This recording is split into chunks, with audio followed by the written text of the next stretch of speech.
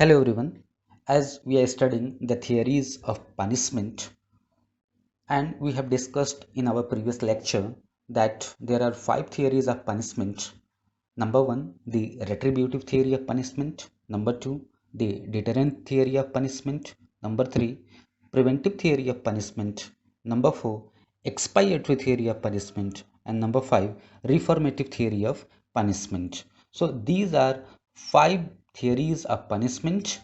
As we have studied the retributive theory of punishment, where the victim, the deceased, the representative of the deceased, has given a chance to take the revenge, to take the avenge from the wrongdoer. That was applicable in the primitive society. But in the modern political theory, the state come forward as a political counterpart of the individual, and the state take the revenge on the part of the victim. If the state is not taking the revenge on the part of the victim, then definitely there would be a chaos in the society. Now come to our next theory, that is deterrent theory of punishment. According to this theory, the object of punishment is not only to prevent the wrongdoer from doing wrong as a second time, but also to make him an example to others who have criminal tendency. So, what we understood, the first object of this theory, the deterrent theory of punishment, is not only to prevent the wrongdoer. What does it mean? We are preventing the wrongdoer from committing a further wrong in the society, and also making him an example to others who are having criminal tendencies. So it is a two-way object, that punishing him, the punishing the individual, the wrongdoer, and at the same time we are setting him as an example to the others who are having criminal tendency, who are prospective criminals. And therefore by punishing the wrongdoer, an example is to be set.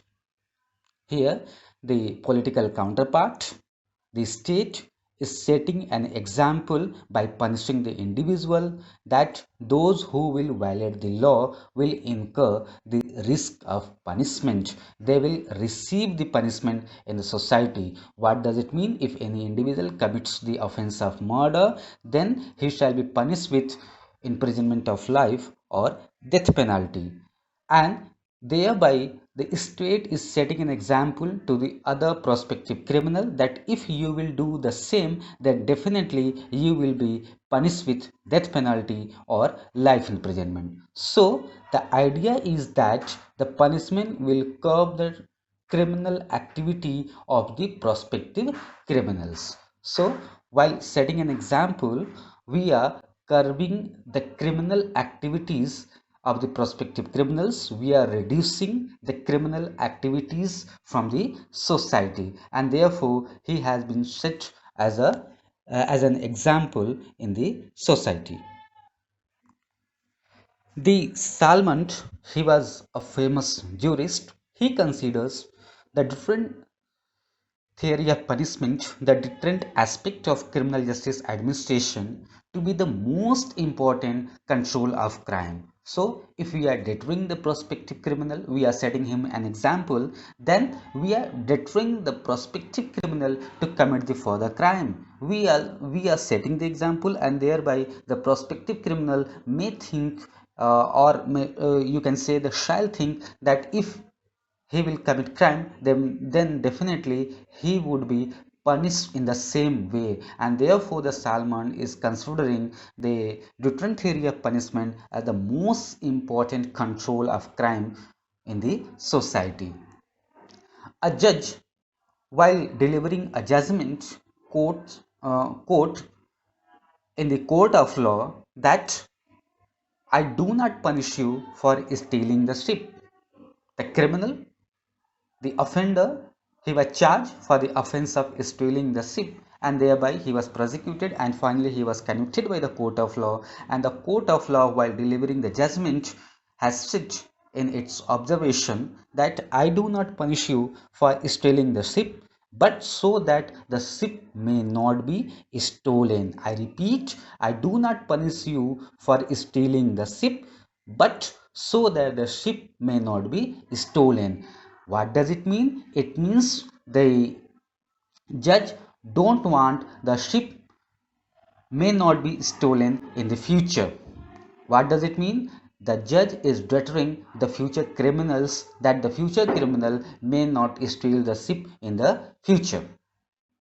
That is to say, the chief aim of law of crime is to make the wrongdoer an example. We are setting the wrongdoer as an example and warning to all that are like-minded. Those who are like-minded, those who are criminal tendency, those who are criminal mentality in the society, and therefore we are setting the example by punishing the individual. We are setting an example by punishing the wrongdoer and the criminal so that the prospective criminal may not commit the crime in the society.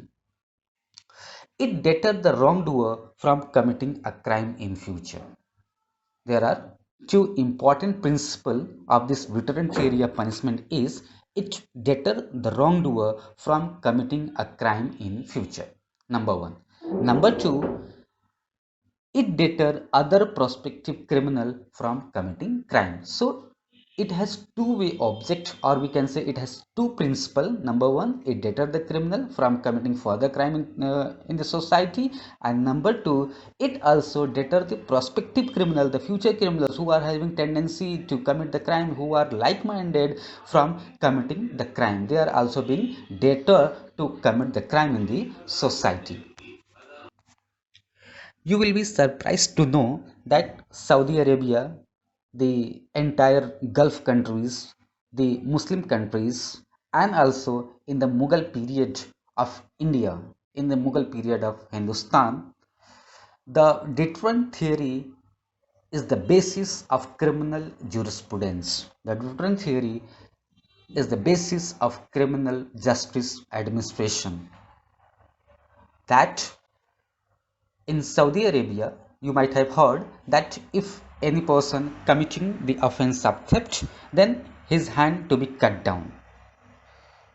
Or if any person is committing the offense of rape, then his private part to be cut down. He shall be stoned to death by the general public, or there would be public hanging, public execution at the crossing. Why these kinds of punishment is given? This kind of punishment is the part of the deterrent theory of punishment. If any person, if committing the offense of rape, and if his private part is cut it down, then it is giving then the state is setting an example to the other prospective criminals that if you will commit the offense of rape, then definitely the same thing will happen to you. If you are going to commit the offense of theft, then definitely there would be then your hand would be cut down, your hand would be chopped out. So now you will think in your mind that in Saudi Arabia, every second person, every third person is having one hand, and one hand is cut down. No, it is not so. Rather, in Saudi Arabia, there is no offense of theft. There is very minimum crime. Why? Because it deters the prospective criminal not to commit the offense of theft. The offense of theft is not being committed in Saudi Arabia. The offense of rape is not being committed. The offense of murder is not committed. The offense of dacoity is not committed. Why? Because it is setting an example to the others, to the prospective criminals, that not to commit crime in the society.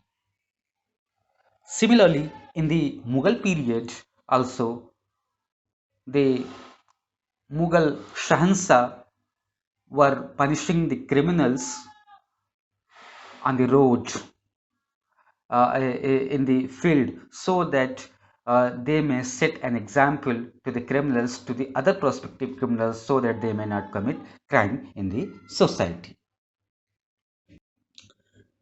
Come to a very important point of the deterrent theory of punishment, that is criticism of deterrent theory of punishment. No theory is free from disadvantage. No theory is free from cons. It has certain criticism. So let us discuss one by one that what are various shortcomings of deterrent theory of punishment. Number one, that sometimes criminal appear again and again before the magistrate. Why criminal is appearing again and again before the magistrate? The reason is he become a habitual offender, he become a history seeker, and therefore the fear of crime has gone from his heart, and thereby he is committing crime again and again, and he consider the jail his law's house, his sasural, and therefore he is appearing again and again before the magistrate, and therefore the deterrent theory would have no effect on these kinds of criminal.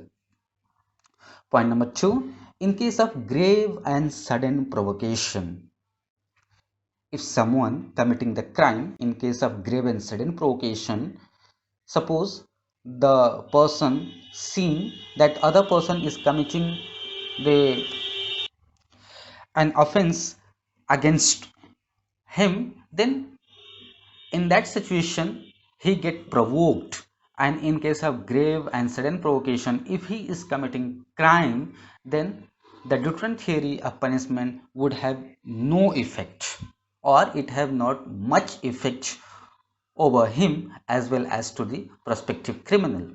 For example, you might have seen a movie called Rustam, where the person committed an offense in grave and sudden provocation.